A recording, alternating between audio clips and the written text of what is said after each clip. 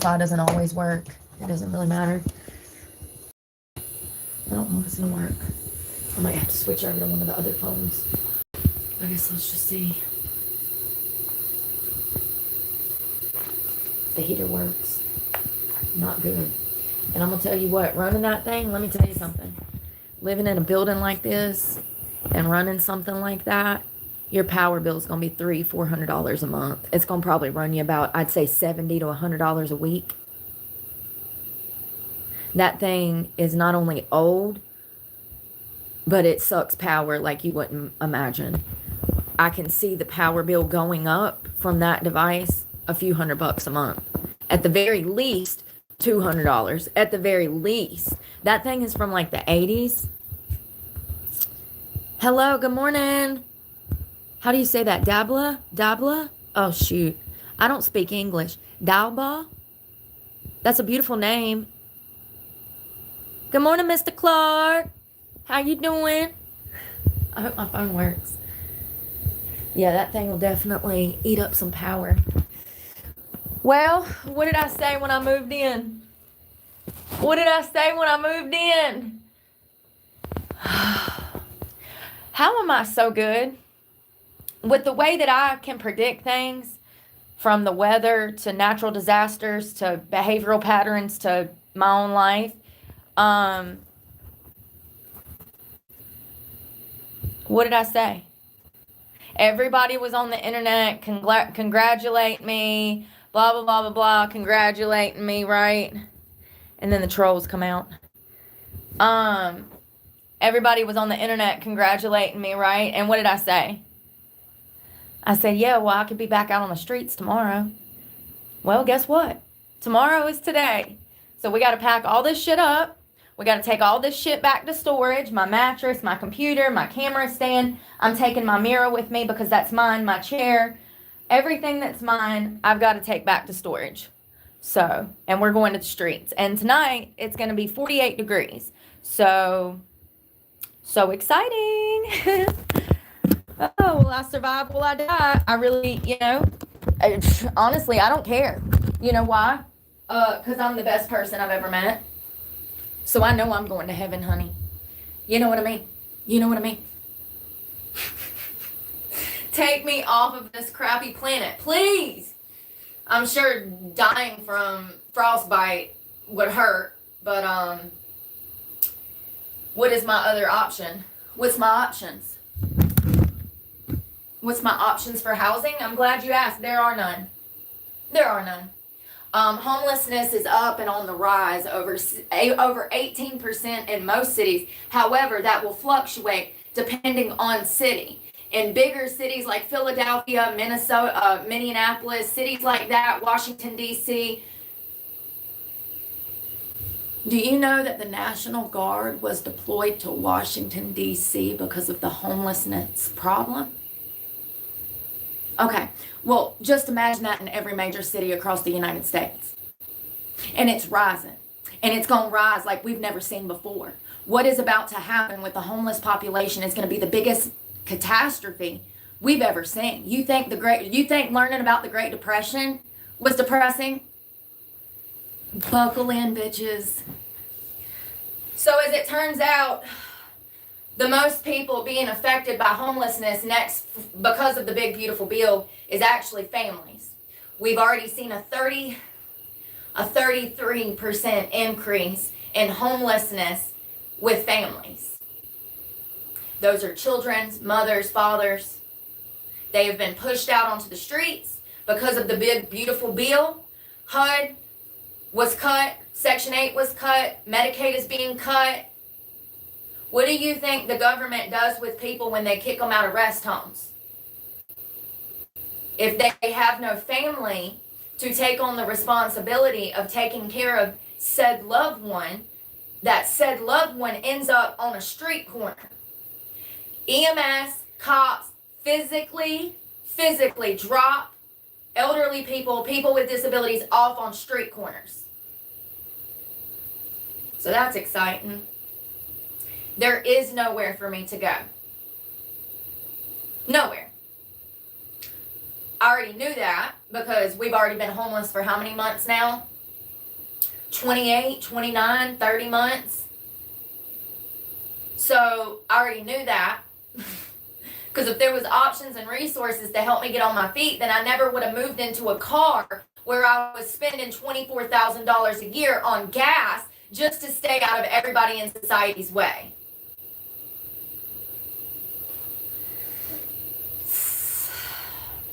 So I'm going to talk about this girl from Charlotte that was stabbed in the throat on the light rail. I used to live right by that light rail. So I actually used to live in Charlotte. I used to pay thousands of dollars a month in rent because I made six figures. So after COVID, my career plummeted. I literally went from making a six-figure salary to making nothing. From 2019 to the end of 2020, I literally lost hundreds of thousands of dollars. So, and it never returned. I used to go to work every week, and I could push out anywhere from $3,000 to $5,000 to $10,000 a week, depending on what city I was in and what club I was working in. My best night stripping, I pulled in $18,000 in one night. So I used to make money. After COVID, that ended because people don't have money to spend. When your income is directly impacted by everyone else's income, and those people are left out of work, all of a sudden you don't have a job. Because all of those people that are out of work have no money to come in and spend. And it's never recovered. After COVID, there was a shift in the industry of exotic dancing towards prostitution. I was never involved in prostitution in strip clubs ever. When I entered theatrical dancing, that's exactly what it was. And I am a skilled performer. I miss the art of performing. It's sad that you walk into clubs nowadays and the girls do not even know how to dance. That is a telltale sign that you are actually in a brothel and not a strip club. When there's 60 girls on a Friday night walking around the room and there are no girls on stage, nor have you seen anyone with any skill of dancing, you are in a brothel. That is not a strip club. So anyways, the game switched. I left and I started my YouTube career shortly after that. So, you know, I think that that whole industry is trash, and I was so brainwashed that I thought it was normal. You know, I was debt trapped in to certain situations young, so I didn't have time to process anything because I was trapped into a system of paying someone back. And so when you're a child, you don't really have time to process what's going on. If someone says, specifically an adult, if they say, oh, you owe me this, you owe me that, you need to do this, you need to do that, you do it, especially if it means you're going to be on the streets or be without resources to survive. It was a whole different industry. Yeah, it's so I used to live in Charlotte because I worked in Charlotte. Also, being in Charlotte, it was convenient to go to South Carolina. I could get into Greenville. I could get into Columbia. There's clubs down there. Also, Charleston wasn't far away, which is another place I used to work. So you could hip hop around from the Charlotte area. So I actually lived in Dilworth, which was just a few minutes drive to Uptown, which is the main heart of the city. They call downtown Uptown in Charlotte. So it's the downtown area, but they call it Uptown. So I used to live right beside this light rail. It was literally 2 streets over from Dilworth, which is right on South End, South Boulevard.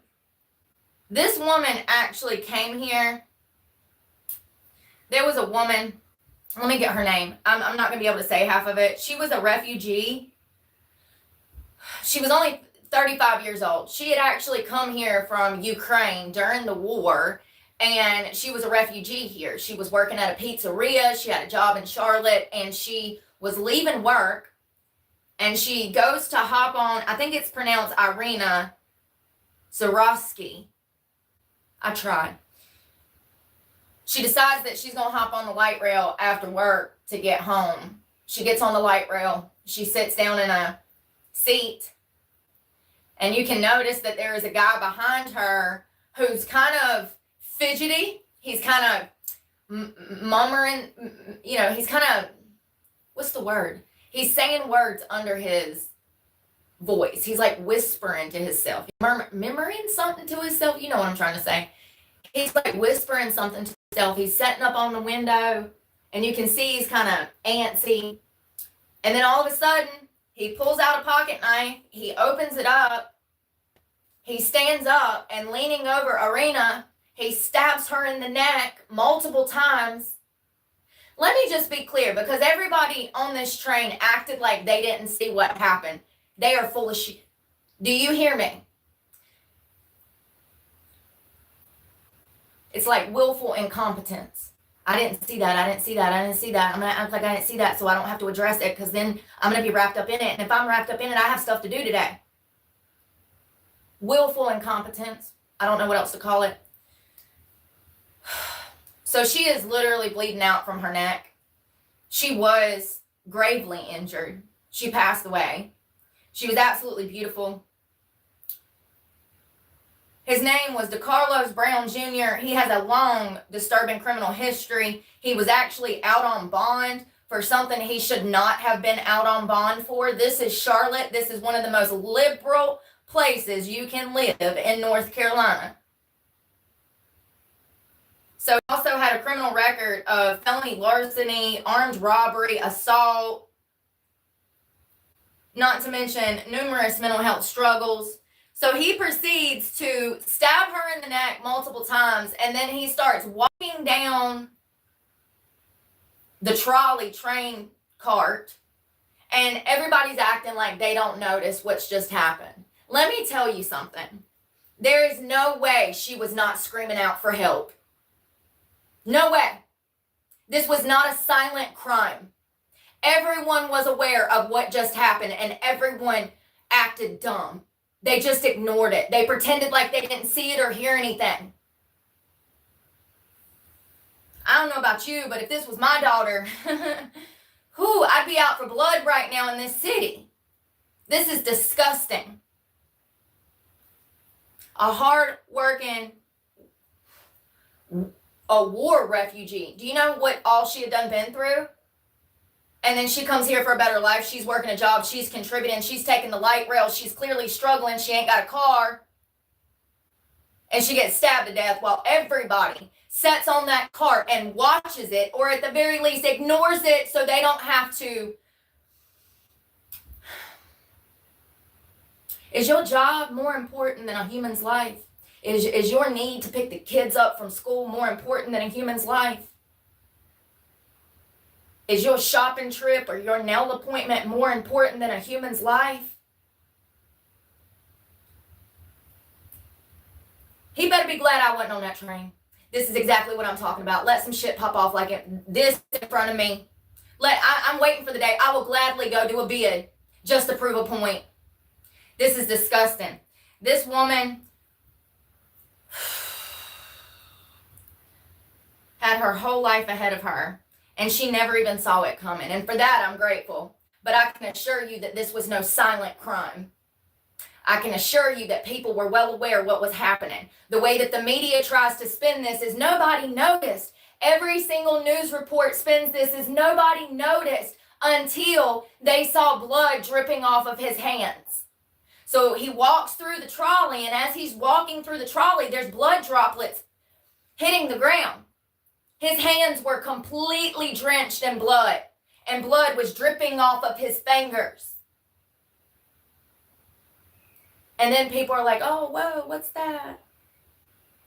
And there was one person that I can see from surveillance footage, one out of 20 people maybe, that went to go help her. One. This happened on Friday.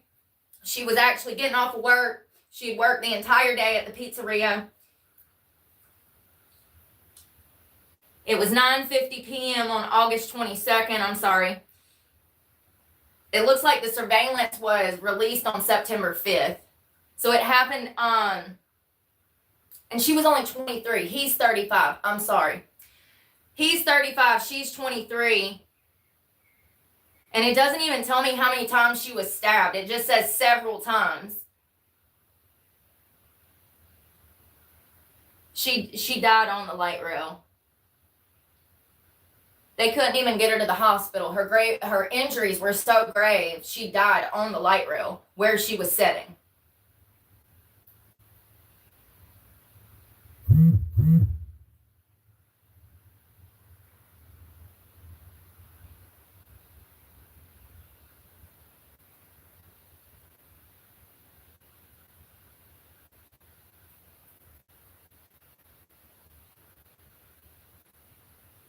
Brown can be seen taking out a pocket knife, unfolding it, standing up, and gearing up to attack her.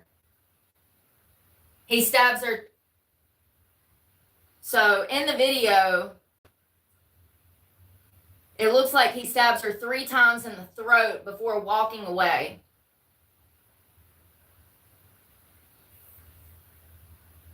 He literally attacked her from behind.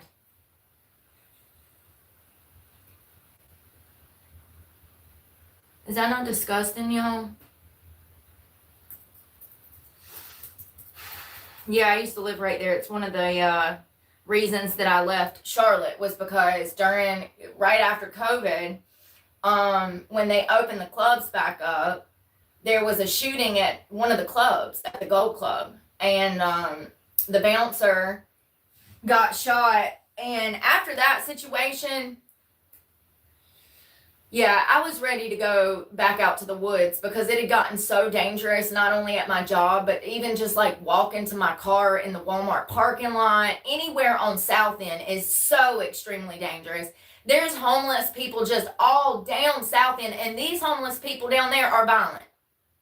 Whole different ballgame. What is it about homeless people in the country? They kind of just want to be off to themselves, kind of living their life, and then some of the people in the city that are homeless, they're violent. They're way more violent than the people in the country that are homeless, in my opinion.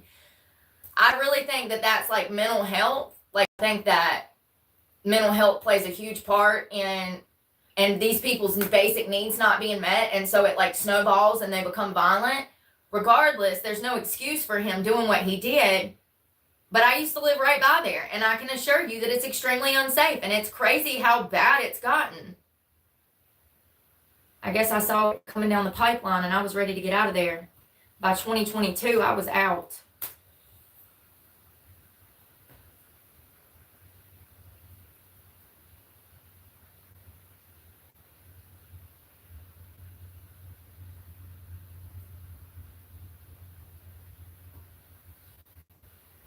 Not only that, the sheriff's department in Burke County is completely crooked.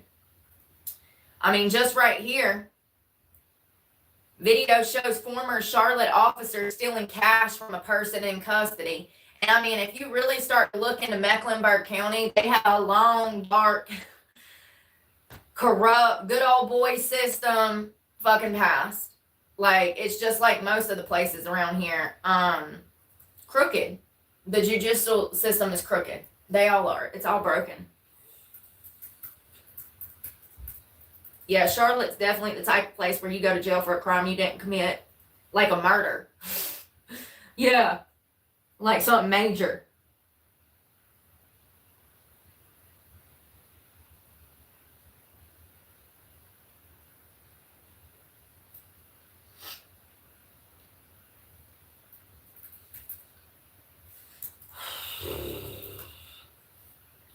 Y'all, so I was watching this girl that I like, Eleanor. Thank you so much for this story. I was watching this girl that I like from the UK, and she was talking about Kesha. So first of all, I was never a Kesha fan. If you don't know who Kesha was, she was a pop star. She was like Lady Gaga, Britney Spears. She didn't make it to that level of stardom. I would say that Kesha was like a B-list singer in comparison to Taylor Swift or Britney Spears or Christina Aguilera. But that's probably maybe because I didn't appreciate her music and it was after my time. I feel like that was the early 2010s, early teens, right? Anyways, Kesha was actually debt trapped into contracts and sexually assaulted by her manager through the music industry. And it's a very interesting story because it wasn't only Kesha that was trapped into this system of behaving or else. It was also her mother that allowed, her mother also allowed the abuse, the conditioning, the grooming, and the exploitation to take place against her daughter. And at one point, they're actually pulled in for a deposition. They were pulled in for a lawsuit. Do y'all know who Dr. Luke is? He is hold on, I'll tell you what it is. So this is who the allegations are against. His name's Dr. Luke. He's known in the music industry. I don't know if he's a producer. Let's see. I'm learning with you guys this morning. So he's worked with stars such as Katy Perry. Who else? He's a American musician, songwriter, record producer. But he's high up in the music industry because he helps people get contracts. He's responsible for getting people signed.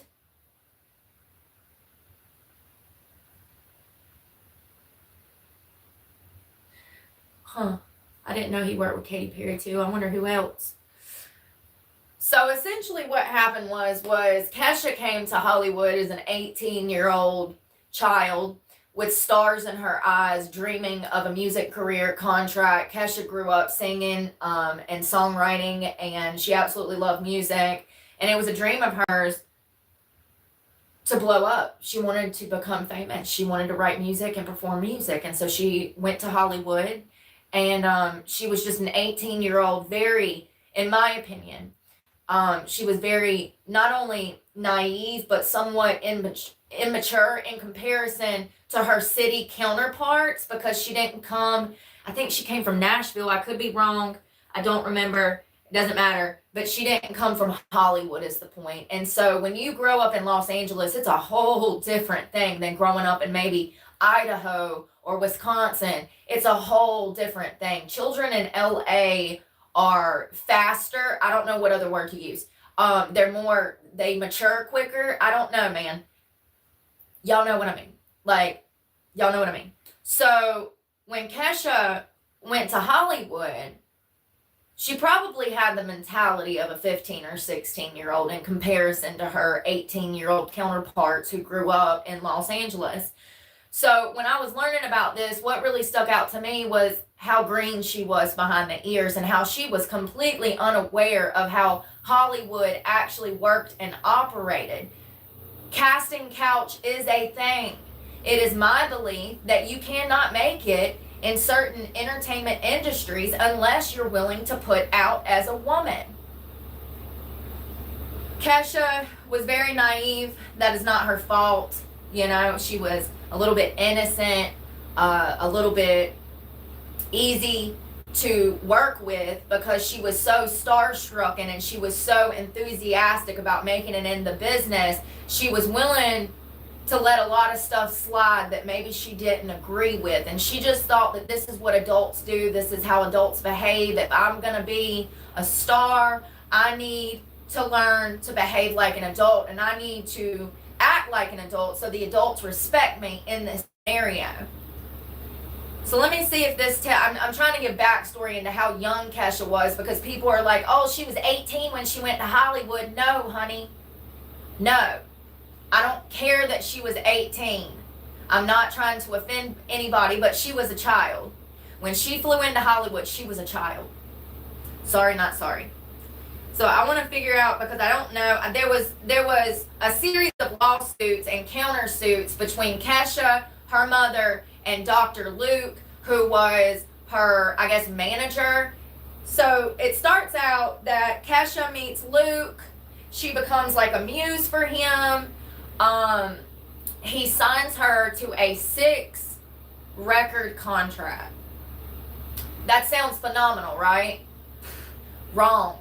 That is horrible. That is absolutely horrible.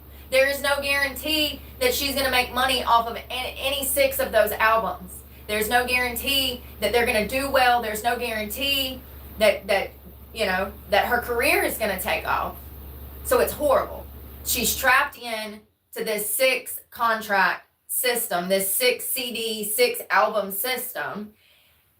She signs on the dotted line. She doesn't even think twice. She thinks all of her dreams are coming true. The golden carrot at the end of the, fishing pole, she's finally got the golden carrot that they've been dangling in front of her face. She's like, oh my God, 6 albums. I'm going to kill it. I'm going to be a huge star. This would end up being Kesha's biggest mistake. And it's not her fault. She was a child and they knew that. She was naive. She come from a different, kind of family. She hadn't had the best upbringing. Her mother wasn't the best mother, still isn't. Her mother is the type of mother that is willing to pimp her daughter out just so she can ride off the coattails, okay? It's like Beyonce's mama, or I don't know, you guys. Who's some Nepo baby? Who's some, Gigi and, oh God, Bella Hadid and their mama. You know how she's like a helicopter mom and she was just willing. Kris Jenner, she released a whole sex tape of her daughter, allegedly. There are parents, Bonnie Blue, Lily Phillips, look at how their parents oversee their careers and condition and groom their child to behave this way so that they can profit off of their child's downfall. Same situation with Kesha. It's like Eminem's mama, but like maybe without the drugs.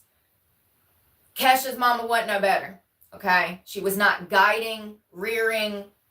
She was not emotionally available for Kesha. Kesha, we're going to find out. To my understanding, she did not know her father. But listen to this shit.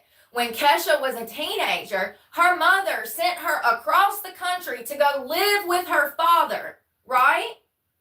That wasn't her daddy, homie. Her mama sent her to go live with some dude that she claimed was her father, but Kesha's mama was lying to her. That was not her father. I forgot about that. It was just some random dude.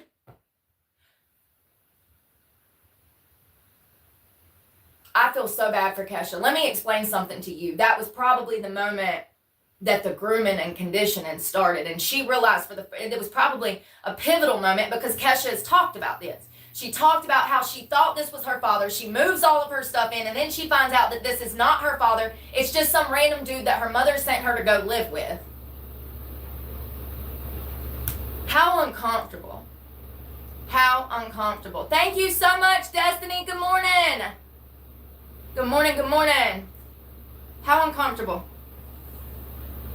I don't know about you, fam, but I would never send my 7, 8, 20, 30, 40-year-old daughter to go live with some random man, much less a teenager. What was that about? I guess we'll never know because Kesha got the hell out of there. Good for her. Imagine being Kesha at 15 or 16 or 12, however old she was. We don't have a timeline on when this happened. But imagine your mother sending you to go live with your father who you have never known. You are going to be so excited as a teenager, and she was a teenager. You're going to be so excited to start building this relationship with your father. And then you get there and you figure out that your mother is done sent you to live with some man that is not in fact your father, and your mother is lying to you about this. I feel so bad for Kesha. I feel like there's probably a lot she hasn't told us. This is just, all of this has came out of her mouth. Let me be very clear. And I believe every word. I think that she was groomed and conditioned from early on and she don't even realize it. Her mother has been, in my opinion, her worst enemy, one of her worst enemies, right next to the music industry, producers, and anyone else that's ever laid a hand on her to use her. And I have reason to believe that she probably had to endure sexual abuse and trauma as a child. That is my belief. That's alleged. I hope if that is true, I hope she comes out and admits it one day, because if we could get celebrities to come out and talk about their childhood, these little moments where they can pick up on when they were groomed, when the grooming started, these crossroads that they get to with inconsistencies and lies coming from adults, if we could get people to start telling their stories, people will have a better understanding of what grooming and conditioning is. And it's my belief that Kesha was groomed her entire life. So then she goes to Hollywood, meets DJ Luke. So let's see here. So DJ Luke, of course, has denied all of these allegations, and there's been several stars that have made allegations against him. It's not just Kesha. Let me see if I can find the actual story because I want to have the story right. I remember, so there was a sexual assault, so trigger warning because we're going to talk about Kesha's assault.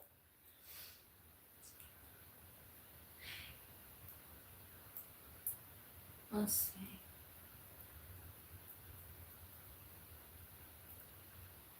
So it looks like, well, I'm not seeing, hold on one second. Background lawsuit.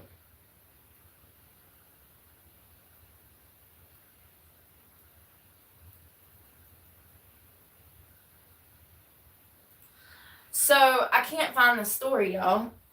I'm hot. I'm sorry. I'm sweating from talking. Let me cut this heater off.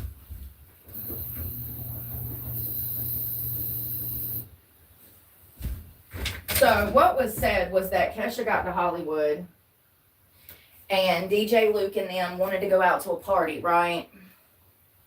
And so DJ, Luke, Kesha, and some other people meet up at a party. And it was weird because Kesha was only 18 and all of these adults like let her in, you know, they like let her into the party and people were drinking there and they were serving champagne and mixed drinks and beer and stuff. And so Kesha started drinking champagne. She had a couple of glasses of champagne, I think 2 or 3. There is people, oh, that's right. They went to Paris Hilton's house. I was about to sweat to death, y'all. It's so crazy because I woke up freezing and the heater went to get it warm in here and now it's too hot. Of course it is. So Kesha's at this party with DJ Luke and this was soon after she had actually gotten to Hollywood. She was a newbie, you know? And so she's hanging out at this party with DJ Luke. They drove together, rode together. She has a few glasses of champagne and at some point they go to Paris Hilton's house. Or the party was either at Paris Hilton's house. And at some point, Kesha was found. Let's remember, this is her first time away from home. She's by herself in Hollywood. She's 18 years of age, and now she's hanging out at some celebrity Hollywood Hills party where people are drinking and doing drugs. And she is so intoxicated that she actually stumbles into Paris Hilton's closet and barfs all over everything. So she threw up on the floor. So Paris Hilton, you know, of course, didn't want her there. So she gets kicked out of Paris Hilton's party with DJ Luke. DJ Luke then drives Kesha and him back to his hotel. And the next morning, Kesha woke up. Oh, when she was throwing up in the closet, DJ Luke had given her a pill. He was like, here, this'll help. And so she took a pill. She still doesn't know what that pill was. It could have been anything from an opiate to a Xanax to anything. So she took the pill. He drove her back to his hotel room. She said she woke up the next morning completely naked and she was there was physical signs that a sexual assault had took place. And so she told her mother. At this point, she was already signed for those 6 albums. So here's how this works. And I'm not an entertainment lawyer, but I can go out on a limb and do my best guessing, and I'll probably get pretty close. If you sign a contract for 6 albums, and let's just say that, you know, guesstimation, they're guesstimating that that's going to be worth $1 million or $3 million. If you don't complete your end of the contract, they're going to sue you for X amount of money. Kesha ain't got millions. Kesha ain't even got thousands at this point. So she was physically, psychologically trapped in to being around this man, even after she knew that he had sexually assaulted her. It's crazy. So, and here's the thing. A lot of people look at Kesha's story and they're like, well, when she went back, she had no choice. She's debt trapped into the situation. She has no choice. It's crazy. And so, you know, I do think for years, while she was completing these items, they had like this, they would go back and forth, you know. So let's read about the lawsuit because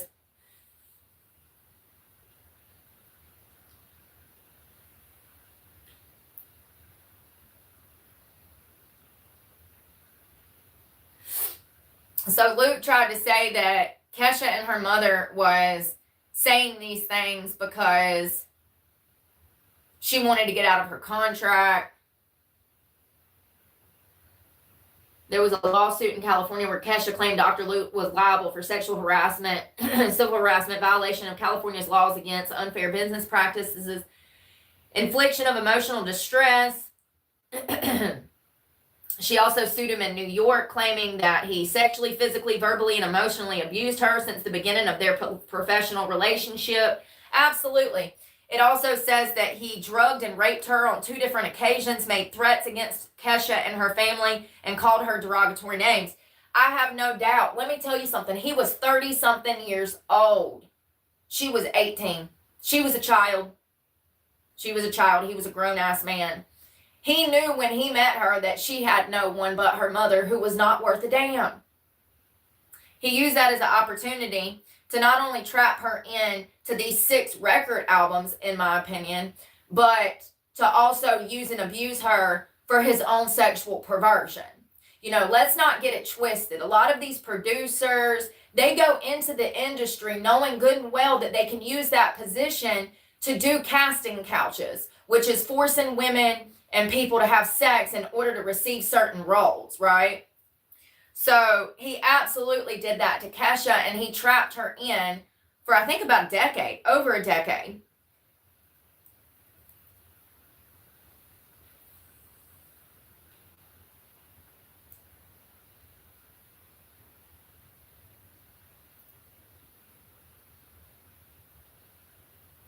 So it looks like in 2014, Kesha sued Dr. Luke for sexual assault, battery, sexual harassment, gender abuse, emotional abuse.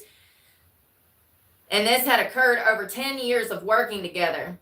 She states that Dr. Luke repeatedly drugged her, had sexual contact with her, with or without her consent, and that his abuse caused her to have an eating disorder. She also asked the court to break her contract with Dr. Luke.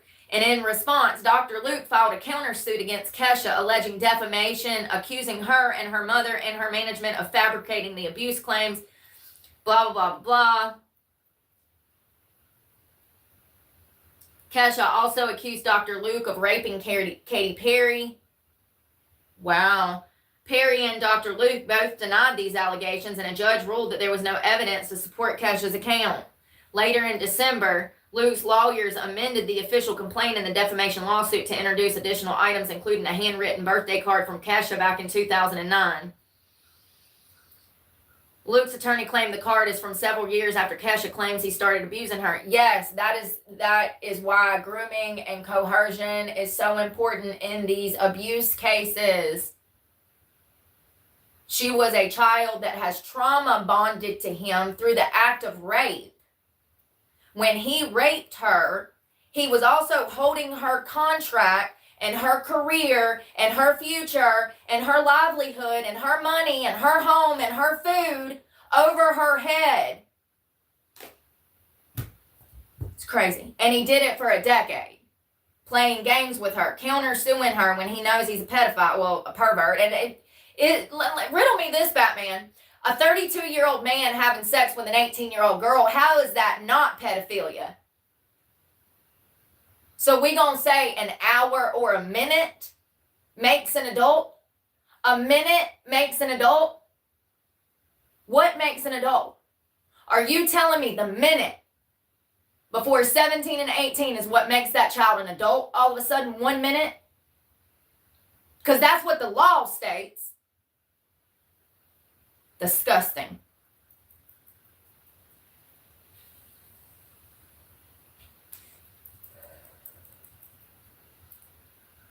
No 32-year-old man should be messing with any child of 18 years of age.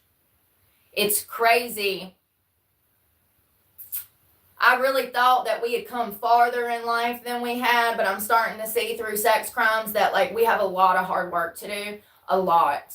And we've got to start by educating people, because they have a very simple-minded view of what rape and sexual assault is, and where the victim stands, where the perpetrator stands, and where the justice system stands in all of this. More often than not, the victim is re-victimized through all of those systems, even oneself. And so it's just really unfair. It's crazy to me that anyone cannot conceptualize how a 32-year-old man has more power over an 18-year-old child than she herself has over herself, because I can assure you that that is the case.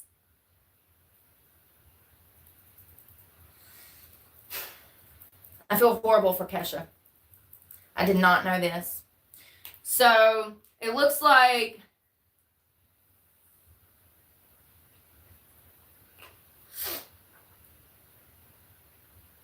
they dismissed her cases because it was outside of the statute of limitations. Because of statute of limitations, they dismissed her case. Can you riddle me this, Batman? Why are there statute of limitations on rape cases? Sex crimes. Why are there statute of limitations? We got a lot of hard work to do. We can start by passing legislation. There should be no statute of limitations on rape cases. Sex crimes in general, whether it's child molestation, incest, I don't give a crap. There should be no statute of limitations in any state on sex crimes. So we can start there. So it wasn't that she didn't have proper evidence. It wasn't that she didn't have definitive proof. It was because statute of limitations had ran out, so they dismissed her case. So she never got justice.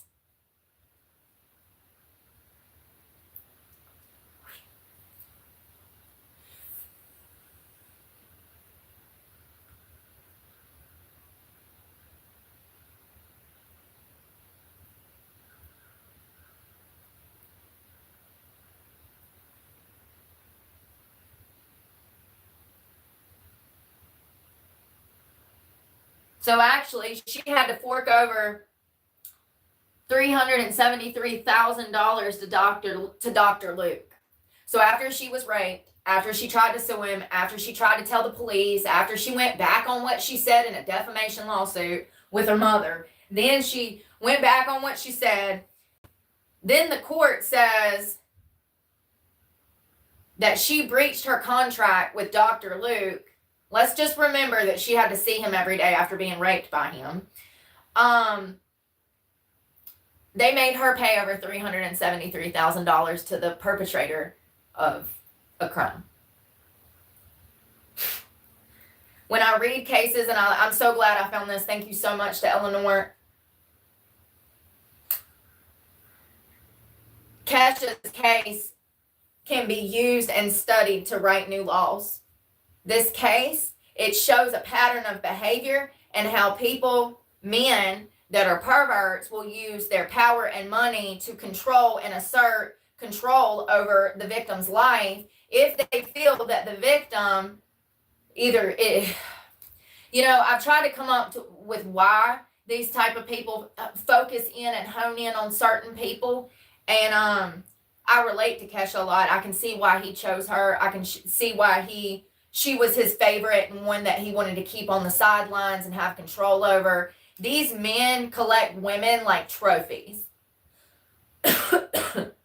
So she was just a trophy that was on the sideline for him to toy with, abuse, feed off of for his narcissistic energy that he needs. She was his supply for over 10 years. And so, this we could learn a lot from Kesha's story, specifically about debt bondage, trauma bonding, also how women can be put in a situation where they face sexual assault and they are forced to be around their abuser. More often than not, like Kesha, it's about survival. She had no choice. And as you see, the court ultimately, 10 years after she was working so hard to complete those 6 albums that she was tied into, even after that, 10 years after, Dr. Luke sued her and he won for almost $400,000 breach of contract. So, the court system is set up to play into these types of abusers' hands. It absolutely is. As a matter of fact, there's a new law on the book. I don't remember what city it was. I'm sorry. But they have a new program for sex trafficking victims that I saw on the news the other day. And this program is designed to help women who have bad credit or their credit was ruined because of sex trafficking. I could be on that list if we had a program here like that. I know I could be on that list. So it's just crazy that this is not talked about and studied more, because Kesha's story is a blueprint for debt bondage. It's a blueprint for debt bondage. Sad.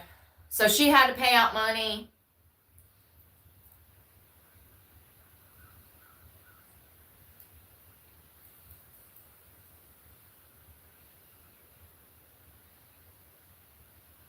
So it looks like she reached a settlement in 2023. In her statement, she said that she does not recall everything that happened that night when he assaulted her, but she's looking forward to moving on with her life and wishes peace to all parties involved. Details of the settlement were not revealed. Ooh, people online started tearing up the comment sections back in 2020. So before the February 2020 ruling against Kesha, numerous celebrities commented on the conflict. In 2016, George Takei wrote, "This ruling is an unfortunate and troubling example of favoring corporations over people." Brad Walsh, a producer, tweeted, "Forcing a woman to work with her rapist or to work to profit her rapist is just a failure of the justice system."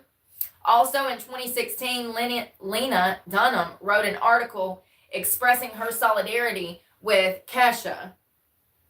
Miley Cyrus, Fiona Apple, I mean, all of these people, just Taylor Swift. Taylor Swift donated $250,000 to Kesha to help her with her legal fees. I'm literally getting chill bumps. Holy shit. Taylor Swift, listen, she gets on my nerves. But at the end of the day, she's done a lot of good things for people. She really has. Taylor Swift has donated and donated and donated and given and gave and gave and give. And even though I don't agree with her politically, and even though she's a little annoying and I wish she'd write some adult songs, she is definitely deep down, I think, a pretty good person, you know. She's looked out for a lot of people when the Palisades fires happened, and, you know, she opened her home up to people, for God's sakes. So she donated $250,000 to Kesha to help with her financial needs. Demi Lovato, Ariana Grande, Kelly Clarkson. I mean, everyone has been supporting Kesha through this, and it's crazy that I live under a rock. I mean, I was on drugs for like 17 years, so I'm catching up. I'm playing catch up. It's sad. So essentially, what happened was Dr. Luke met an 18-year-old Kesha. He knew that she had no one. He knew that she did not come from the best upbringing, have money. He knew that she wanted to be a big star. And it's, in my opinion, that Kesha come from such a different way of life that when she was sexually assaulted, she was seriously taken aback and surprised, because she had flown out there to do music, and she had went to like this music premiere with him, and then she didn't remember anything, and she absolutely had signs of sexual assault on her body. So she knew she had been assaulted. But at that point, she's tied in, and she's also an 18-year-old kid who has been hanging out with adults who are drinking, doing drugs, and God knows what else. And she has this, she would have felt like she had to. She had to have done whatever they wanted her to do in order to make it. These types of predators are aware of these young girls' background. And matter of fact, they often ask personal questions. Have you ever been sexually abused? They're hoping that the victim says yes, because if that's the case, then it's the victim's already been conditioned and groomed to start with, and so it's going to be easier to groom and condition the victim from there on out. Thank you so much. Thank you, Big Dave. We're moving out of here today. Yeah, got to move out of here today. Oh, so, I think that Kesha was naive and young, and he knew that, and he played off of that, and he got her to sign a a record contract for 6 albums, and then she realized that she was working for the spawn of Satan, and she wanted to get out, and there was no way to do that. And so she told her story, and then she was made out to be a liar, because she reneged on her story, and then she told her story again, and I absolutely believe her. I think that that was probably protocol for Dr. Luke. I think he probably flies out young girls from all over the country and takes them to parties, gets them drunk, hands them a pill, and then rapes them. This is probably something he's been doing for years, because that's what these predators do. That is literally what they eat, sleep, and breathe. That's all that's on their mind is sex and how they can obtain it. What they need to do in their life to set their life up to obtain it. It's like food for some of us, or crack for a crackhead. Same thing. So was there any proof to the Katy Perry rape case? Thank you so much, Big Dave. So it looks like it was strictly brought up during a defamation case about Dr. Luke and Kesha.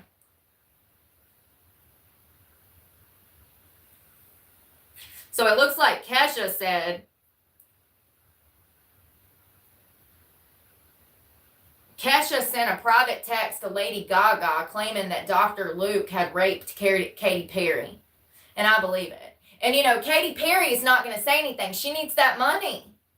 Katy Perry, look at her career imploding right now. For those that don't know, she's not doing well. After her attempted fake space adventure, she went on tour and it didn't go well. Ticket sales were horrible. You know, she's not doing well. But even at this time back in 2020, Katy Perry is not going to say anything against Dr. Luke when she is exclusively working with him. Thank you so much. So when she's exclusively working for him, she's not going to come out and say that he raped her when her finances and all of her money depends on his record label. It's crazy.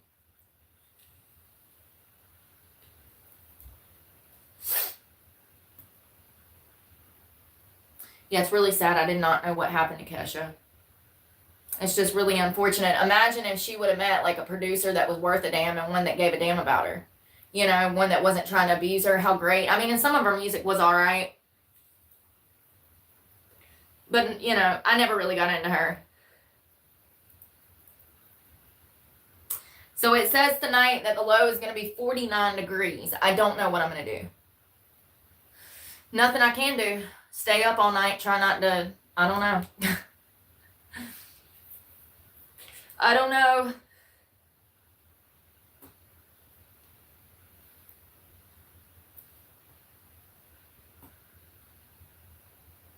Yeah, it's not like you can have a sleeping bag or anything. It's been raining. It rained like for 24 hours, and so it's not feasible for me to have a sleeping bag. There's nowhere for me to sleep with a sleeping bag. And also, if I was on the ground, it would get wet because it's been raining. Also, you have nowhere to store it. Where are you going to store it? You can't just put your sleeping bag next to the Lowe's trash can or next to the Panera Bread bushes or next to the Lowe's food stop sign. You know what I mean? Like, where am I supposed to put the sleeping bag? I'll wait. It's a legitimate question. I don't think people can conceptualize because they've never had to.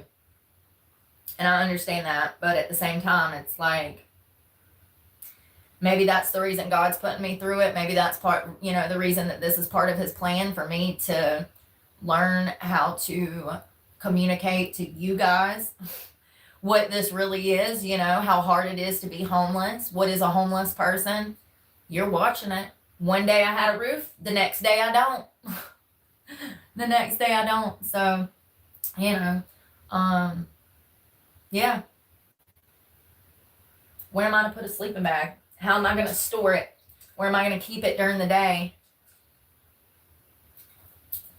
Remember when I first lost my truck and I had all these clothes, and it wasn't a lot of clothes. It was the bare necessities. It was like 2 pairs of pants for sleeping, which I have on right now. I've got on 2 pairs of pants, 2 long sleeve shirts. So remember when I moved out of my car and I like buried some clothes in the woods? Well, somebody went and stole my clothes out of the woods. Sure did. Sure did. So as you can see, I can't even leave anything behind because people come steal it. My hair oil, toothbrush, toothpaste, things I needed, shampoo, conditioner, my button-up plaid coat that I wore for the past 3 years, my main winter jacket that was stolen, Under Armour t-shirts, Under Armour shorts, my purple Swiss skirt that I've worn for 3 years. They stole a whole bag of stuff out the woods. I had it buried. It was in a black bag under a log. You couldn't even see it. Like someone had to have went out there with the intention of finding my stuff and stealing it. So they can have it. But like, that's what I'm saying. Where am I supposed to put everything? There is nowhere. There is nowhere.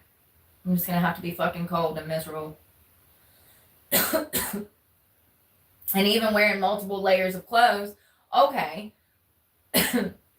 Well, I have on 2 and 2 right now, and I'm in a building that's been heated. It's not going to be enough. Even if I had on 2 shirts, it's just not going to be enough. You're still going to be cold as fuck. And miserable. I don't know. Oh well, it is what it is. It sure beats being back on drugs.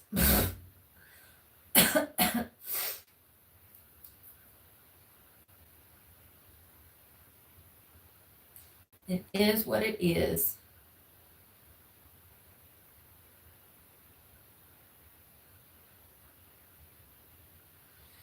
Y'all.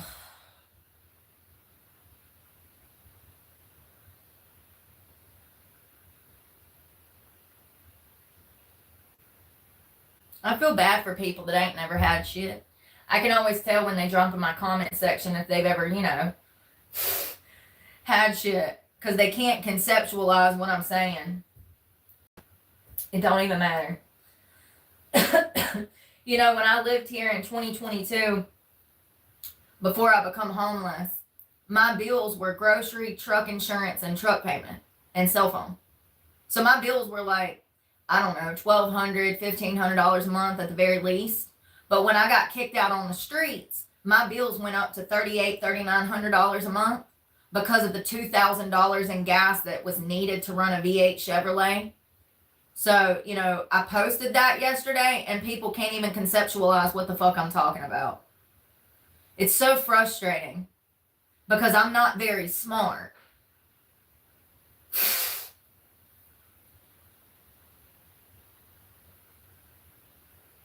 Moving into my car created a whole new list of financial responsibilities that I could not stay afloat. But that was the intent. That was part of the plan, of course, When you're working 5 jobs and you get accepted into a prestigious college like Greensboro College, which is a private college, and you're turning your life around and you've been clean for 3 years at that point, of course, somebody's got to come through and knock you off your high horse because you're doing so well for yourself.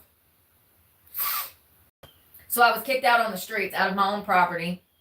And then I lived in a car for 2.5 years. Then I lost my car because I couldn't keep up with all the bills, because all these new expenses that I've never had before. So I lost the truck. Well, then I've been on the streets for 2 months. So then I come back here, and now I'm back out on the streets. Got to put all this stuff back in storage. So I told you guys that, it's crazy because this is what I was upset about earlier in the week when I was crying in an emotional wreck. This is what I was explaining. There is no stability here. I could be back out on the street tomorrow. And listen, it ain't even been a week. I've slept in this bed 2 nights, and last night I barely even fucking slept. Because of course I was informed that I was going back out, that I needed to go or else, or the decision was made for me to go back out to the street right before bed last night. So of course I get no sleep. So I've had one good night rest in 2.5 years. It's crazy. The amount of stress, like, people just do not understand the amount of stress that comes with this. Most people would have a mental health fucking breakdown and pull the fucking trigger. Seriously. You know, I am 30-something years old. I have children that I love dearly, that I want to see, that I want to spend time with. And I can never do that as long as I'm on the fucking streets. And you know what society does? Society calls the law and has me locked up for crimes I didn't commit. Society calls my job and has me fired from my job. Society kicks me out on the street after we make a business arrangement and I hand someone money. I'm still waiting and curious as to how all of this is my fault. Some people need to realize that I am such a good person with such high morals and values that society has been just trying to destroy me since I was a child, and they're still trying to do that. And society plays their game like a puppet. They played right into it. This is society on a string, getting played by all the liars and evil people of the world. It's crazy. Absolutely crazy. Yeah, so it's no surprise to me because I already knew. That's why I've been so stressed out. That's why I've been spiraling all fucking week. When you know that someone is disrespectful, when you know that someone doesn't respect your boundaries, when they don't respect you, when they don't have your best interest at heart, when you know that they have dirty hands and they've already done you wrong once, they will continue to do that. There's two types of people. There's loyal, honest, respectful, normal, good people, and there's people that are not good people. Play games, get bitter, kick you out of the house when you done paid your whole life savings fucking on it. There's two types of people in the world. Good people that stand by their word and they respect honor, they value honor, and people who don't. People who are selfless and people who are self-serving. Two types of people in this world. And I'm the first one, baby. I am so the first one. I am so tired. You know, I wish that I could say, you know, I had multiple people live with me when I had my own home. I never like treated them like shit like this. I could never ever kick someone out on the street with nowhere to fucking go. It's crazy. Crazy. But I'm not really being like kicked out. It's like y'all, I just need to get this shit in storage and get back out to the streets, okay? Seriously. You know, I can do all the changing, and that's another thing. You can do all the changing, but no one else around you is going to change, and you can't expect them to. I would never. But also, they're never going to respect the person that you've changed into. If you do massive amounts of changing in your life, whether it be like behavioral changes or getting clean or lifestyle changes, or maybe you want to lose a bunch of weight and you go from like 300 pounds to 130, good for you. Other people are going to feel some type of way about the change that you're making. It makes them uncomfortable. They can't handle it. They're not used to seeing change. Really take a look around. How many people actually change? How many people grow up with poor characteristics and let those fester and then just become adults with poor characteristics and poor, maybe behavioral habits? And how many work on changing their anger, their loud ass mouthness? Let me say some of the things I'm working on. Smoking, quitting heroin. Let me name off things I've changed.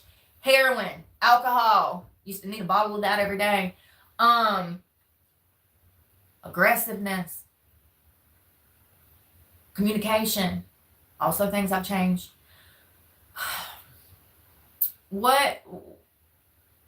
Some people, look at it. How many people do you see do that? Hone in on their bad characteristics and their bad behavior traits and change them. They get worse with time, don't they? That's my point. So you can do all the changing, but the problem is that other people in society and other people around you, whether it's family, friends, they're going to have a hard time accepting that. And they're going to be constantly trying to throw you off your game. You know, people are jealous of people that are not only resilient, but people that have the capability to change. People are jealous of that. And they will absolutely stop you in your pursuit of self-awareness and changing. They'll absolutely try to prevent you from doing that.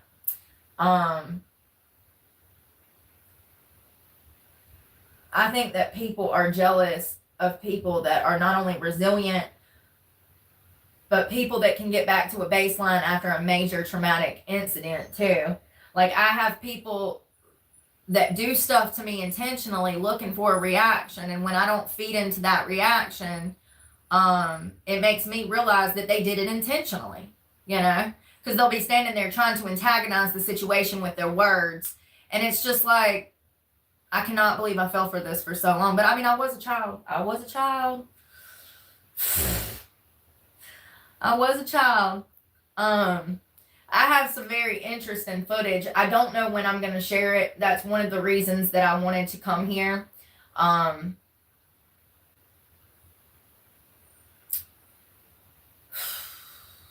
was listening to some of it this morning, and it's just very interesting to read about something online and learn about psychology, how the narcissistic mind works, and then to watch a video and watch it play out.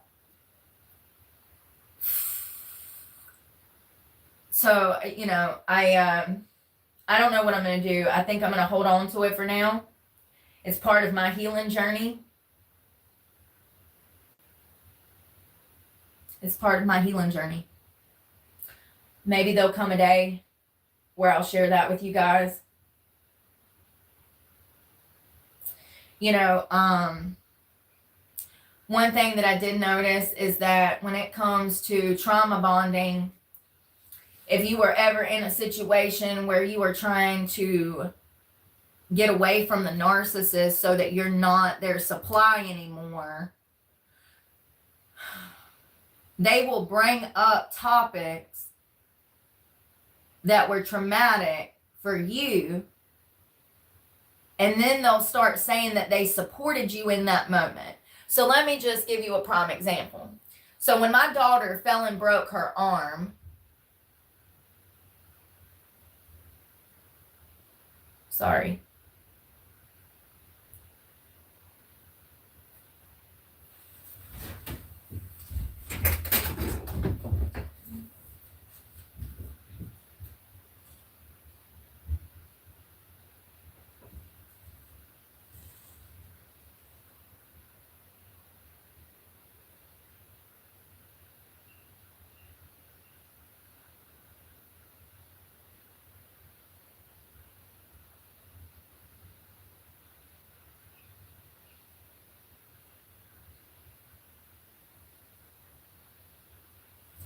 So when my daughter fell and broke her arm,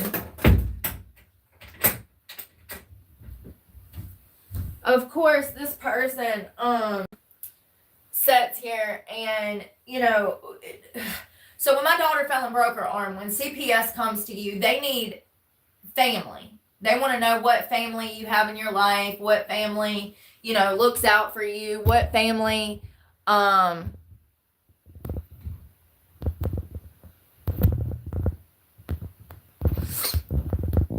please ignore the trolls, y'all.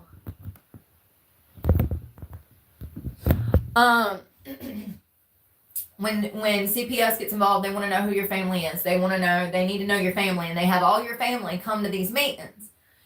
So at this time, I'm completely, fully indoctrinated in my mind to my abuser. I'm completely tied. That was probably the thickest that we had been, because I didn't have any family and I had a kid, and I was living in a different town by myself with my daughter. I had my own house and stuff, you know. And so when my daughter fell and broke her arm, I had no family, but they want like character witnesses and people that know you. And so I called my only family that I had, and I'm like, you need to get over here, like DSS and the cops, and I don't know what the hell is going on. So it's crazy because they made him testify and stuff, and they actually labeled him a hostile witness. because he went on the complete defense over the fact that there's no way I broke my daughter's arm, you know? And so there wasn't. There still isn't. Life is wild. Life is wild. So I was at work when my daughter fell and broke her arm. So, but, you know, from all the way 30 miles away, I guess I just snapped it in half. Anyways, he came as a character witness, and I noticed throughout the week that he would like bring up stuff like that. Like he was like, I tried to tell them that, you know, da-da-da-da about your daughter, da-da-da-da-da-da. And it's a psychological tactic that narcissists use because of trauma bonding. So I'm talking about leaving this property, and he brings up, oh, well, I had your back in this instance. I was there for you in this instance. I told them the truth and I defended you, you know? But what it is it's because it's such a traumatic incident, you know, it's trauma bonding. He was there for that experience. He saw what happened. And so now that I'm talking about leaving, he's going to use that to try to condition me to believe that he's really my friend and there for me. Are you starting to understand? I actually have all of this on camera. I'm not releasing that now. If I ever do, it'll be 10, 15, 20 years from now when he's dead. Because the shit that I have is concerning.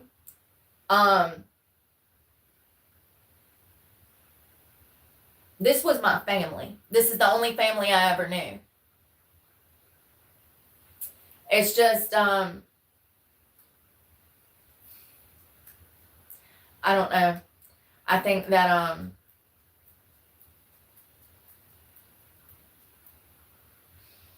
I think I needed to experience this after I had, you know, when I left out of here and moved into my truck 2 years ago or whatever, I was so ready to get out of here. Like, I just wanted to be away from this person because, I mean, after I got clean, I realized how much this person had been detrimental to my life. And so, and how they had been working behind the scenes. Do you know that, like, this person went to all my boyfriends and talked to them behind my back? Who does that? I just found this out recently. 1.5 years ago, 2 years ago. Y'all didn't even understand the invasion of privacy I've had to deal with. Like, and this is probably why I hate pedophiles in the streets trying to pick me up so much. Now it makes sense. So, you know, this has been the only family I had. And absolutely coming from my traumatic upbringing, I was already conditioned and groomed as a child, and then I fall into this situation and, you know, thinking that something was going to be temporary. I thought I was going to be here for like 4 weeks. It's been 20-something years. You know, when somebody comes into your life as a teenager and they say, oh, I'll help you out. We'll get you a car so you can get a job and da-da-da-da-da-da. And so you move in thinking that that's what's going to happen, and you get a car, but you're never free. At least not psychologically, physically, emotionally, mentally. You're tied here. You owe someone money. So you got to go work and bring back money. It's crazy. And if you don't, then your car gets taken or you get kicked out on the street. You're even in a worse predicament. There's no shelters. Let me tell you. Yeah. Yeah. So, yeah, that's the system that was built. It's very similar to Kesha's situation. Very similar. Except for me, it wasn't record deals. It was vehicles. And it wasn't 6. It was like 12 of them that I got played on and played with as I made the payments, but never got to obtain the title. It's crazy. I gotta take a shower. Honestly, I'm just like depressed. It's probably gonna be it's the last shower I'll get. I won't have a way to shower at all now. And it's cold too, so it's not like I can get in the river. I don't care. I don't care. It sure as hell beats getting strung out on drugs and being sexually abused some more. Cheers to that. Happy Monday. to no more sexual abuse. Whew, 4.5 years strong almost. 4.5. Ain't it crazy how when I got clean, I got clean and I don't want to be around nobody. Like, seriously. I don't want to date. I don't want a friend. I don't want nothing. All I want to do is work and make enough money to freaking eat, homie. That's it. I got clean and I become hyper fixated on fixing my life. And for the past 5 years, my life has imploded.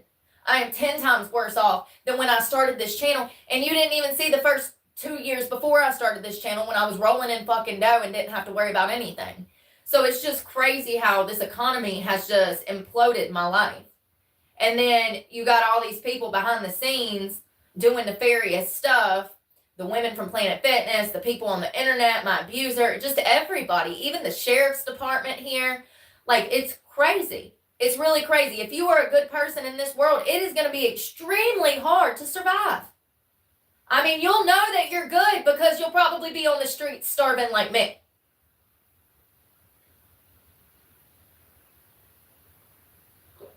I can't even get food. Where am I going to get food? So we can't have a sleeping bag, can't have a tent, nowhere to keep it, nowhere to store it, nowhere to carry it. It's going to get wet. It's been raining. Can't have, Not only that, though, I can't go in Walmart or Food Line. That was intentional. The internet called the businesses, and the businesses kicked me out of the business. Even though I was spending money, and I spent money in there every day. Both of them. One of the phone calls said that I was soliciting customers. Because that's believable. I mean, it's just crazy, It really is. All of it. So, I don't know. I don't really care. I'm not letting it get me down because I understand that that is what feeds the narcissist's mind. So, getting all torn and bent out of shape about it, I knew what it was. And I told you guys that if there was any expectations, I would be out that door. So some might say that I do it to myself, huh? That's what they said when that one guy tried to play me into a relationship from Texas and he donated to my channel, and then that got spun around. So let me tell you, I had this follower, right? He was from Texas, and he comes into my life, texting me, sending me an email, whatever. And then he sends me some money so I can pay my truck payment. And he said he just wanted to be a friend. And I had made it very clear, I'm not looking to date. How can I date anybody? See, that's what I'm saying. These guys come at me. Look at my comment section. I leave a bunch of them up. You can move in with me. I'm right across the bridge. I'm over here. I'm over there. So, desperate, and all that is just another person looking to use and abuse me, right? So, let me be very clear. So, this guy sends me money for the truck payment, and then we were friends talking, we'd text every day and stuff, and so we're getting to know each other, and, at one point, he hit me with some weird sexual text asking a question, and that happened twice. And then I was just so uncomfortable with the situation because I could tell that he was looking for a girlfriend or something. Absolutely not. And so I cut him off and blocked him. Well, then this guy decides that he's going to jump in my comment section and talk shit. So I had to block him again. And then people wanted to say that I was trying to scam him. You know what's crazy is I cut him off and blocked him because I didn't want to take his money. Because I'm not a scammer. Because I am an honest person. And I actually told him that when he sent me my truck payment. I was like, I really hate taking this money. I just want YouTube to pay me enough. I have all those text messages, by the way. Maybe we'll go over those one day. Because I just love how it was all turned around on me. So I would use it as an opportunity to teach young people what they shouldn't do and how they shouldn't make contact with their followers because their followers behave like this if they do. So anyways, and the internet will turn it around on you. So be warned, even though you set in stone that you're not looking for a boyfriend, you can't date, you're having mental health problems, you're homeless, even though you say that, they're still going to step their boundaries. They're going to disrespect your wishes. They're, and then it'll get turned around on you. When you're the good guy that blocks them because you don't want to be taking their money. So once again, for doing the right thing and exiling this person out of my life, knowing that they had nefarious intentions, and being a good person and not playing off of those nefarious intentions, I block them. So yeah, I've had stuff like that happen, and honestly, if it wasn't for the money he sent me for the truck payment, I would have lost the truck last December. It was only because of his donation to my channel that I was able to make that truck payment. At that time, YouTube was only paying me $300-400. So, truck payment $700, gas is $2,000, insurance is $150, groceries is $800, storage is $50, cell phone is $50. The list goes on. Water supply, gym membership, I can keep going. So I would have lost the truck like last December if it was not for that one follower that was trying to rope me into a relationship.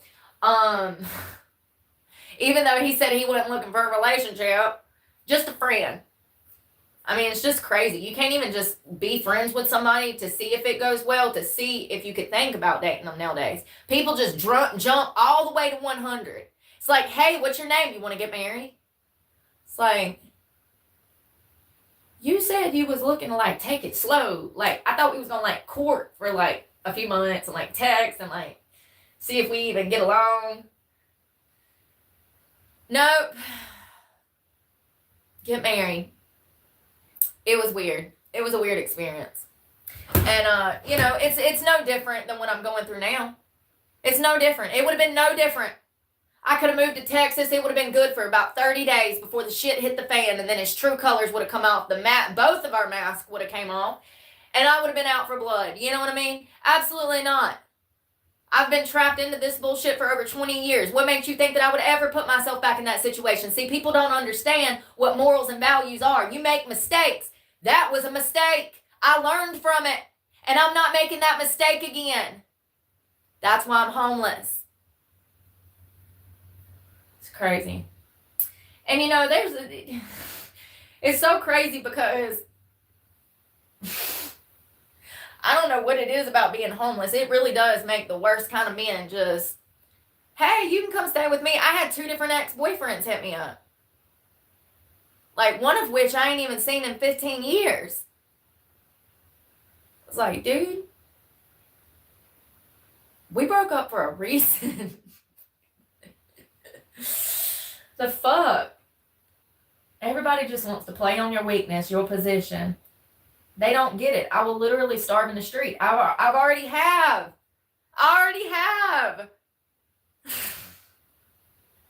And I'll die out there. Gladly.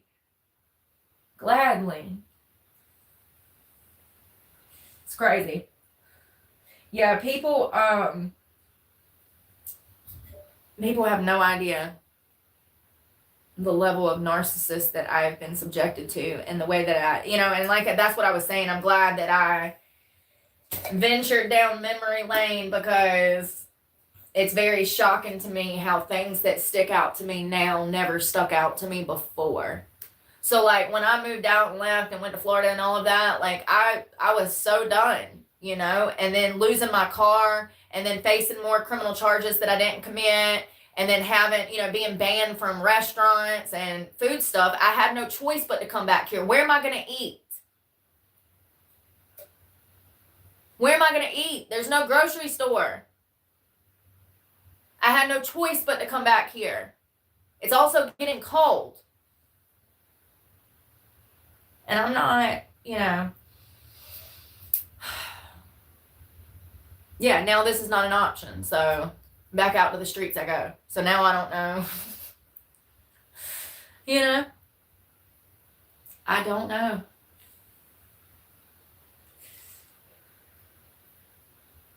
Yeah.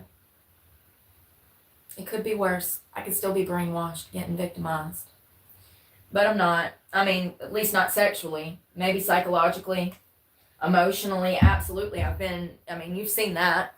So, you knew, like I said, I was planning to leave the other day. Like, I wanted to get out of here immediately because of just the whole situation. But I guess we're going to do that today.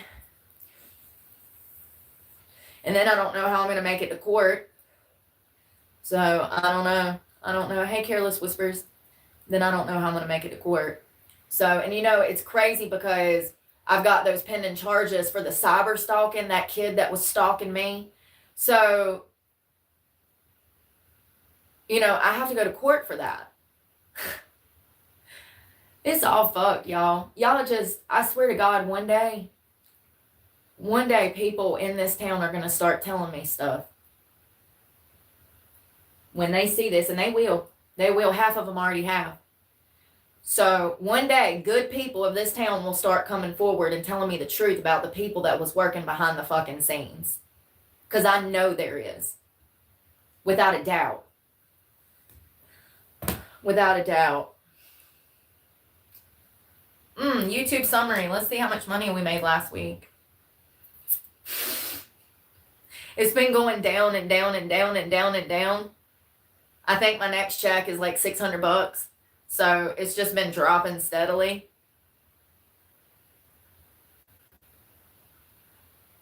$180. Well, that's just enough for groceries for a week. Yeah, it's been going down and down and down. It's crazy. I blame YouTube.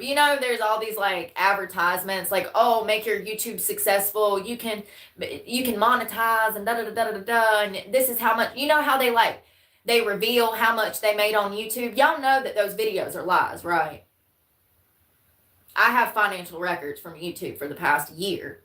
I have never made money on YouTube. You make enough to eat first starting out. You would need potentially millions of subscribers to make an income. You only make, even if I post a short that gets 30,000 views, I only make $1.50 off of it. That means that to make $10 a day, I'd have to damn make 150,000 views in several posts to even make $10. So there are these videos on YouTube. How to build your channel, how to monetize your channel, how much money. It's really how much money I made on YouTube. Let me show you. And it's fucking lies. And the reason, these are YouTube promoters. These people are showing you how they promote, how they run YouTube and their business. Here, let's see what this guy says. So, girl, she made $166,000 in a year. I made less than $10,000 last year. And that includes donations.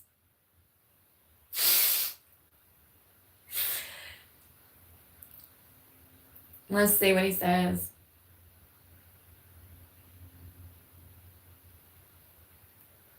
$16,386.10, which is still not like a livable wage for the amount of time I was putting into this. At this point, I started to get a few different sponsorships, generally ranging. So he made, let me see, hold on.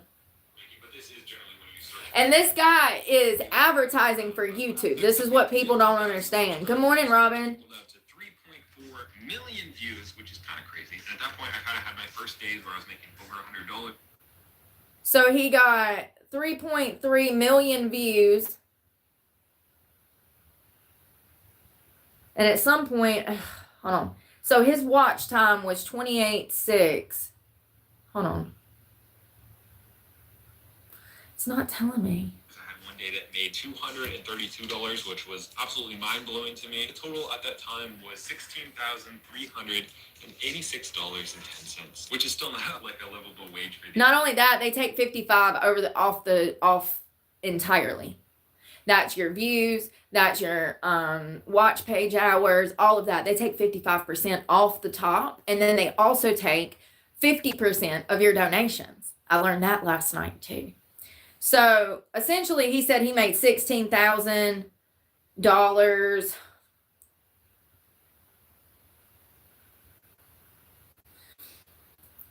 So pretty much, let me just explain this. These people that are doing this, that are like, oh, I started a channel and let me show you what I made on my new YouTube channel. In a sense, they are kind of partnered with YouTube to promote this, to get more people to come to YouTube to work. Okay. These people, let's see here. This girl says she has 100,000. Oh, that's with sponsors and stuff. And see, that's another thing. I don't do brand deals. I don't do sponsors. I don't do that stuff. That's where the actual money comes in.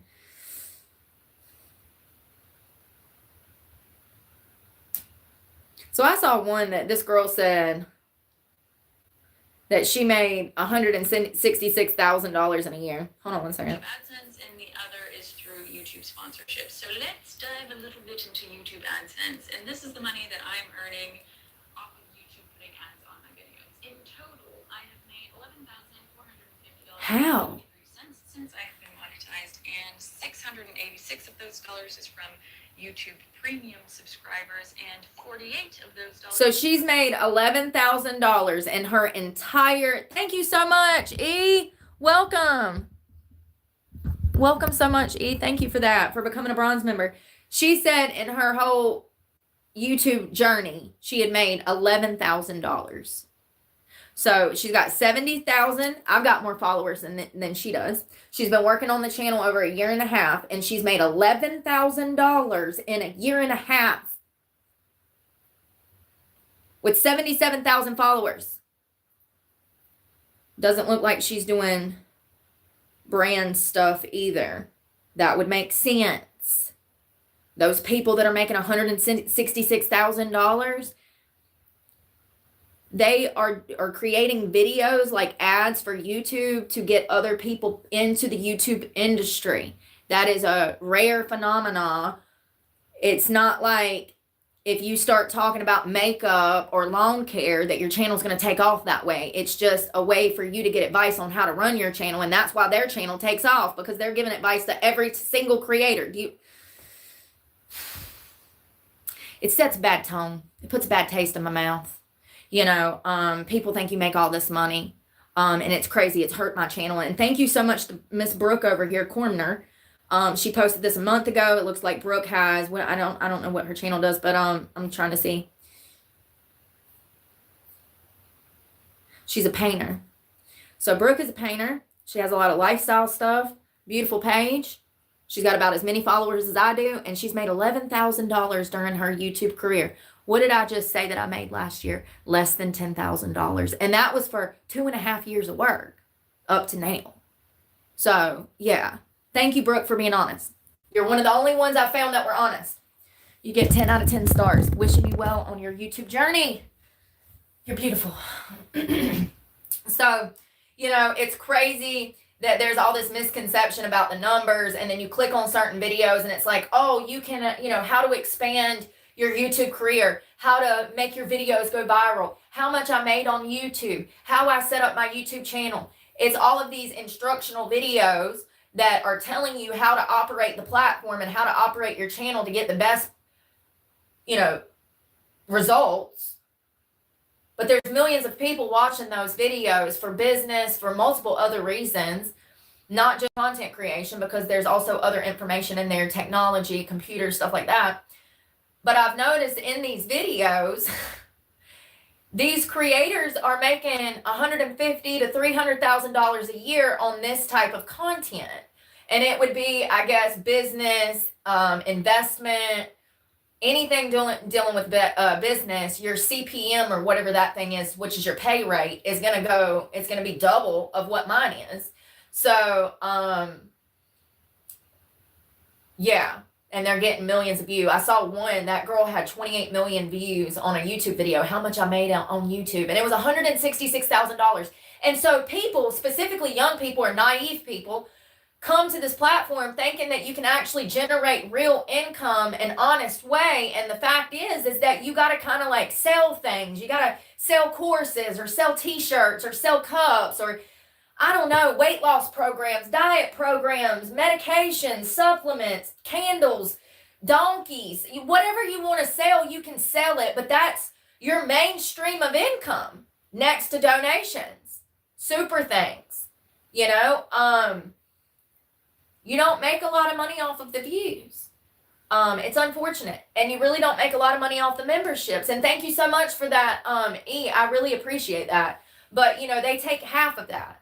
So let's say I get 300 new members. I only get $150 of that. They take 150 of that. So, and I did not realize this until last night. So that makes sense. Now the math is starting to math.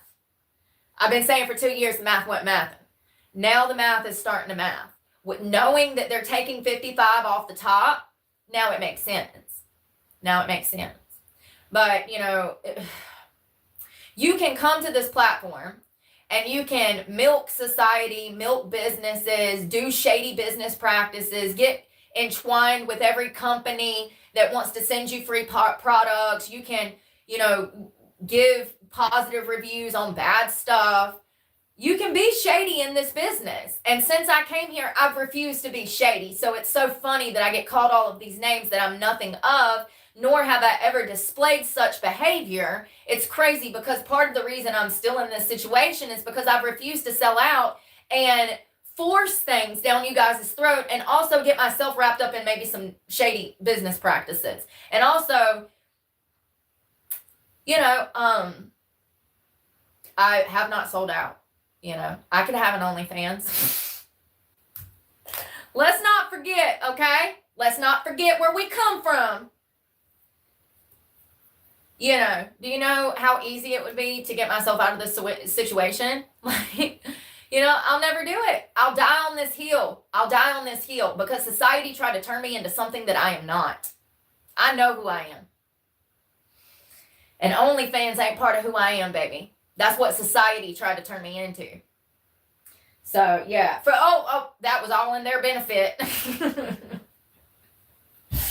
That was all in their benefit, let me tell you. Yeah, it's crazy. Yeah, I just think that, thank you to Brooke for being honest. $11,000. Damn, girl. $11,000.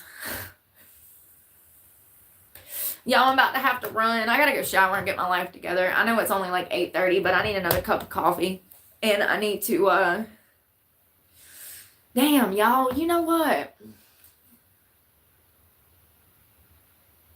What was that girl's name?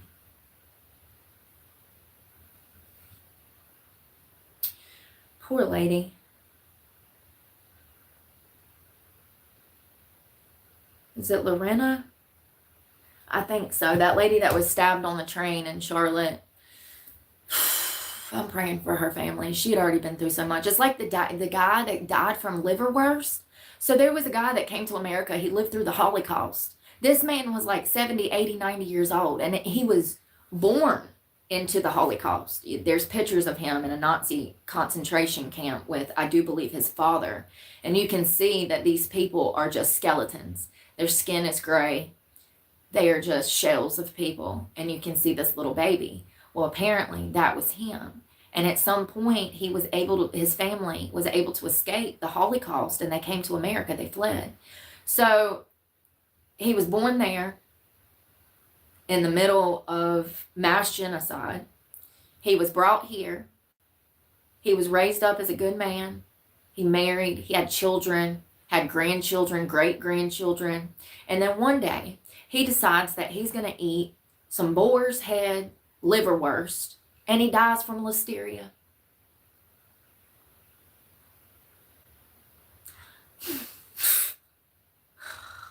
They said he loved it, the liverwurst. So, I mean, I guess at least he went out doing what he loved, but it just reminds me of this girl from Ukraine, you know. The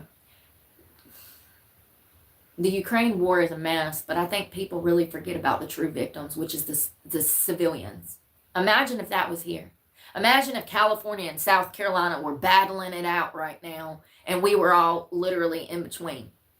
And our lives were being uprooted with bombs dropping in Georgia, bombs dropping in South Carolina. You know, we never know when they're going to drop. California's firing them off and South Carolina's firing them back. That's what's going on. And this woman escaped that. And not only, and she was only 23. She was a baby, y'all. She's absolutely gorgeous. She was a model. I mean, she could have been a model. She escapes that. And what is she doing? She's in Charlotte, North Carolina, working at a pizzeria, long hours into the night shift, gets off work, gets on a train, and gets stabbed in the throat by a homeless guy who had a criminal record. He actually was already out on bond for things he was waiting to go to court for. And she died. And everybody on that car is just a complete disgrace. Like, I wish that they blur their faces, and I don't agree with that. You know how we bring shame back? We show their faces. Yeah, what a shameful thing to watch a woman get stabbed in the throat and you sit there staring at your phone as if this was a silent attack. I can assure you that this was not silent. After she was stabbed in the neck, she rolled off of her chair onto the ground. So yeah, it's just disheartening to see how humans treat each other. All I'm going to say is he better be glad I wasn't on that train. I wish I was. At the point he had stabbed her, there was nothing, that could have been done. He actually exited the train and was arrested later. So nobody even tried to stop him. He stabbed her in the throat, killed her on the spot, and then got off the train and walked away. This is the world that we live in today. Extremely dangerous. Thank you again, E. Robin, Careless Whisper. I hope y'all are having a good morning. Thank you again, Dave. Oh, crap. Never mind. Oh. Y'all, I'm about to go shower, and then I'm going to try to be positive today. I hope that y'all have a good Monday morning, and we're going to hang out later. I got to get all this stuff in storage and somehow try to plan for tonight. I don't even know how, but it is what it is. So, yeah. Love you guys. Pray for me. God knows I need it, and I'm praying for y'all. Thank you again, E. Welcome.